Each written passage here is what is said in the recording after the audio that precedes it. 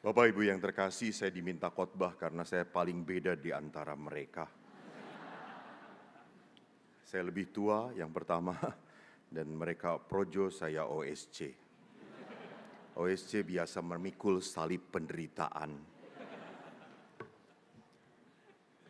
Dan yang membuat saya menderita adalah Romoius. Tetapi saya sudah dipulihkan sesuai dengan tema hari ini. Keluarga yang dipulihkan. Saya teringat, saya kemarin cerita juga di depan Romo Aan, saya pernah bertugas di salah satu paroki, kita misa pagi, dan kalau misa pagi memang bisa dihitung umatnya, kebanyakan orang-orang tua, karena mereka sudah menyiapkan jalan. Namun ada seorang muda yang begitu rajin misa pagi, sangat rajin. Waktu ditanya, kenapa kamu misa? Sekalian Romo, saya mau kerja, jadi mampir ke gereja misa. Dan setelah misa kadang-kadang kami lihat doa pribadi. Namun apa yang terjadi setelah menikah, dia tidak pernah ke gereja harian lagi. Lalu saya tanya, kamu kok enggak pernah ke gereja misa harian lagi, kenapa? Karena permohonan saya sudah dikabulkan Tuhan, saya Romo. Apa? Saya minta jodoh yang seiman. Saya minta jodoh yang berkenan pada Tuhan dan Tuhan memberikan. Lalu saya mengatakan, nak, kamu bodoh. Justru setelah menikah kamu harus banyak berdoa. Karena jodoh yang diberikan Tuhan tidak seperti yang kau bayangkan. Hari ini Yesus berkata, akulah jalan, kebenaran, dan hidup. Apa yang mau dikatakan kalau Yesus berkata, aku jalan? Aku adalah satu-satunya yang bisa membawa manusia kepada Bapa, kepada Bapa. Maka persatuan manusia dengan Bapa harus diperlihatkan seperti Yesus sendiri. Dia berdoa, dia berdoa. Dia selalu diketemukan sedang berdoa. Maka Yesus dikatakan a man of prayer. Doa adalah sebuah intimitas, kedekatan, kehangatan saya dengan Tuhan. Hanya seringnya sebagai orang Katolik kita mentafsirkan doa salah kaprah. Coba kalau kita berdoa, Bapak Ibu tolong dijawab dengan jujur. Kalau Anda berdoa secara jujur, di dalam doa-doa Anda, Tuhan mendengarkan saya atau saya mendengarkan Tuhan? Saya ulangi. Di dalam praktek-praktek doa saya mendengarkan Tuhan atau Tuhan mendengarkan saya? Inilah gara-gara terlalu banyak ikut OKS. Tersesat Anda ini. Tuhan mendengarkan saya. Siapa? Allah. Kita sering pakai Tuhan untuk keinginan kita, untuk memuaskan kita. Saya pikir bukan seperti itu relasi. Justru relasi yang dilakukan oleh Yesus dan Bapanya adalah apa?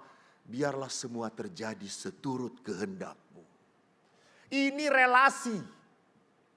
Jadi doa itu harusnya membuat kita semakin apa? Semakin dibentuk oleh Tuhan.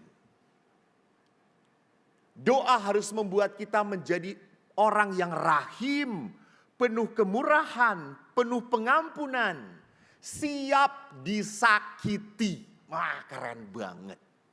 Siap menanggung salib seperti saya. Disalib oleh mereka. Lihat udah menyalibkan, tenang aja begini gitu kan. Tuhan ampunilah karena dia tahu apa yang dia perbuat. Jadi Yesus adalah jalan menghantar manusia kepada Bapa. Dan sekali lagi tidak pernah dan tidak mungkin orang punya relasi intim kalau tidak dalam doa. Apalagi gereja Katolik mempunyai sakramen yang paling agung dan mulia, Ekaristi. Ekaristi adalah tempat di mana Allah mau memberi santapan, kekuatan. Memang seringkali ada beberapa orang yang, pastor setelah Ekaristi biasa-biasa aja ya, saya kenapa ya? Lu kampret sih. Lu datang pas khotbah selesai gitu ya. Kolekte aja goceng lagi gitu ya. Tolong ini dihapus di YouTube. Sorry, gue pikir gak masuk YouTube.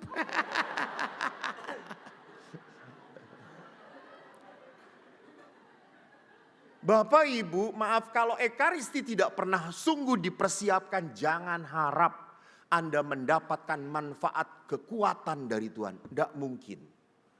Saya selalu memperlihatkan perumpamaannya. Kebetulan saya kemarin Paskah itu di Freeport, beberapa kali lihat helikopter.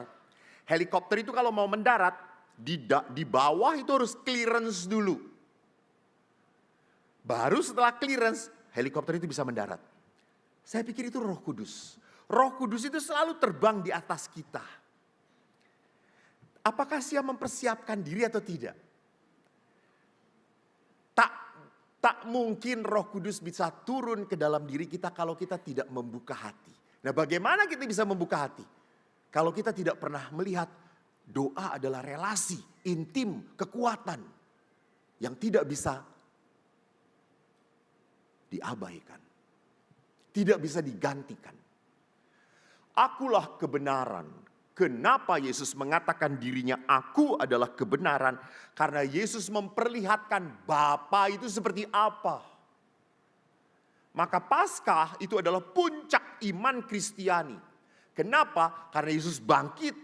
Dengan kebangkitan Allah membenarkan semua perkataan Yesus, semua nubuat Yesus, semua ajaran Yesus dibenarkan oleh Tuhan.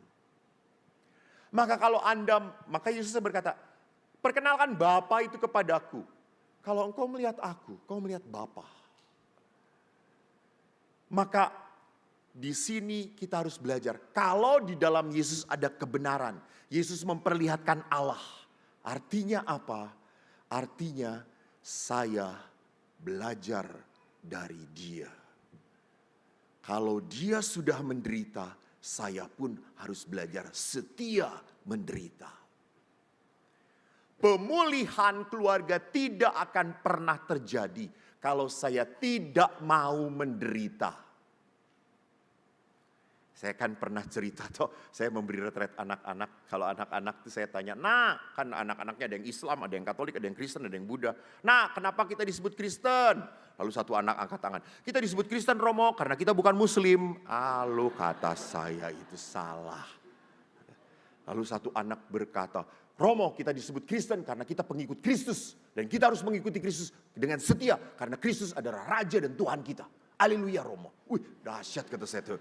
Nah kamu ngomong seperti pendeta, memang saya anaknya pendeta Romo. Pantesan. Yang tadi menjawab tuh anaknya prodiakon itu tadi. Dari Cikarang.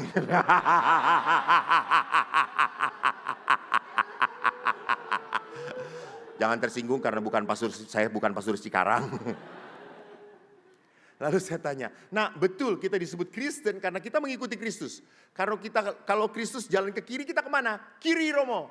Kalau Kristus kanan, kanan Romo. Kalau Kristus lurus juga Romo. Lalu saya angkat salib. Kalau Yesus disalib.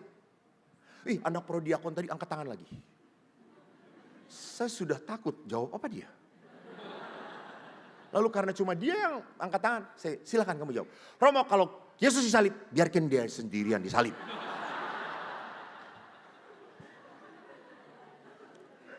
Bapak Ibu, kalau kita mengatakan Yesus itu kebenaran, maka apa? Maka saya pun harus mengikuti kebenaran hidup Yesus. Saya pernah berpikir kalau Tuhan mau mengampuni, udahlah jangan repot-repot disalib. Sudah pengampunan, ampuni. Bisa atau tidak? Bisa, namanya juga Tuhan kok. Tetapi kenapa harus lewat peristiwa setragis ini? Karena Tuhan mau mengajarkan sebuah keutamaan. Lewat penderitaan selalu ada kemenangan. Maka Yesus tidak hanya berkata, aku jalan kebenaran, dia kehidupan. Dia membawa kita kepada kehidupan kekal. Dan kehidupan kekal itu buahnya apa? Damai, sukacita, kasih yang dibacakan, yang ditulis dalam penginjil, dalam surat Rasul Paulus kepada jemaat di Galatia. Buah-buah roh. Jadi kalau kita belajar bagaimana supaya memulihkan keluarga kita, intimitas dengan Allah harus menjadi kekuatan. Maka menarik sebagai imam, Sabtu ini adalah Sabtu imam. Artinya apa? Kami para imam ini adalah pastor-pastor yang rapuh, mudah jatuh dan mudah tergoda. Apalagi Pastor Yus. Pastor yang lucu sekali, baik sekali. Beberapa emak-emak berkata kepada saya, Pastor kalau kawin dengan Pastor Yus pasti dia suami yang bagus ya. Iya Bu, betul saya tuh.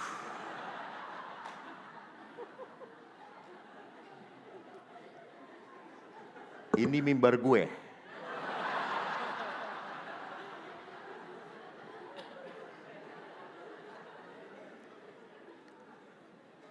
Jadi saudara-saudaraku, kalau kita mau menjadikan sebuah komunitas keluarga yang therapeutic family, keluarga yang menyembuhkan, keluarga yang bisa dipulihkan, saya harus belajar apa? Kuat dulu. Dan kekuatan itu bukan karena saya hebat, no. Karena saya punya koneksi dengan Tuhan, saya dekat dengan Tuhan. Tuhan yang bisa menguatkan saya, titik. Yesus aja kan kenapa di Taman Getsemani Yesus berdoa? Karena Yesus harus menghadapi peristiwa yang berat bagi dia. Dia minta kekuatan dari Bapaknya. Yesus aja yang dahsyat seperti itu berdoa mohon kekuatan. Apalagi kita yang lemah. Pastor Yus itu kan bahagia kalau lihat ibu-ibu ininya turun, ininya naik. Dia ketawa, melotot terus. Terima kasih Yesus, terima kasih Yesus. Yesus kau sungguh indah Yesus itu. Tetapi karena Romo Yus ini kuat relasinya dengan Tuhan. Maka semua itu Yesus tobatkanlah aku, Yesus tobatkan. Relasi. Dan yang kedua adalah bagaimana saya di dalam relasi harus belajar untuk membawa kehidupan. Jangan menjadi keluarga yang mati, tapi menjadi keluarga yang hidup. Keluarga yang hidup artinya yang seperti dikatakan oleh Bapak Paus. Rekreasilah bersama, tertawalah bersama. Tertawa itu membuat kita dekat. Tertawa itu membuat kita lebih sukacita. Konon katanya merokok itu membuat orang mati sehari kurang umurnya. Tapi kalau tertawa membuat orang bisa hidup 2 hari. Jadi kalau tertawa sambil merokok lumayan nambah terus hidupnya.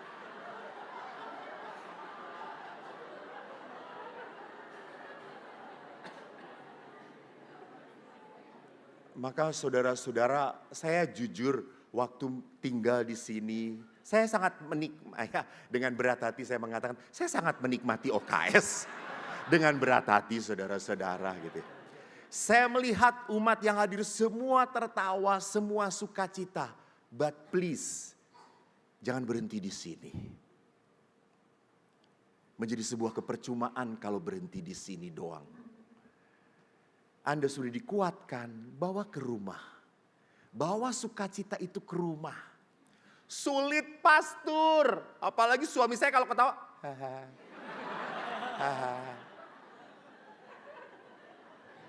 Ya enggak apa-apa. Memang laki-laki ditakdirkan seperti itu. Gitu.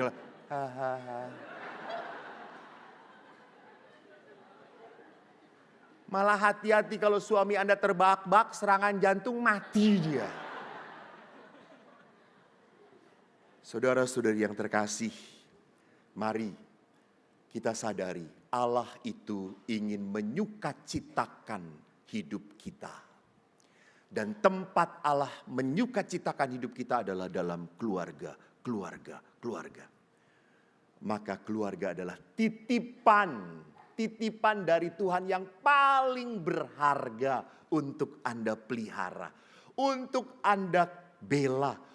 Anda harus berani berkorban untuk keluarga. Sangat menyedihkan. Waktu saya di Freeport ada seorang bapak, Romo, saya setahun tidak pulang. Dan waktu pulang anak bungsu saya buka pintu. Dan dia berkata, Om siapa? Saya nangis Romo, saya nangis. Saya bekerja untuk keluarga dan dia tidak kenal saya. Saudara, Anda kerja keras untuk siapa? Keluarga. Istri, kau cuci baju, kau bersihkan rumah untuk siapa? Keluarga.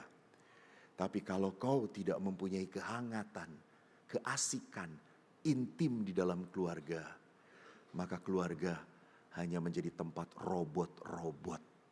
Stasiun perhentian yang kering, mati. Jadikan rumahmu menjadi rumah kehidupan. Tuhan